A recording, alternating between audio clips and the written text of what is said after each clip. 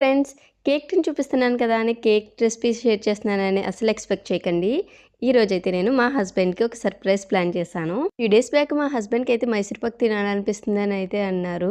అడిగిన వెంటనే చేసి పెడదామంటే దానికి కావాల్సిన కొన్ని ఇంగ్రీడియెంట్స్ అనేది లేవు. సో, మాకైతే ఇండియన్ స్టోర్స్ కూడా దగ్గరుండవు. అందువల్ల ఇంకా ఎప్పుడైతే తెచ్చుకుంటామో అప్పుడే చేసుకోవాలి.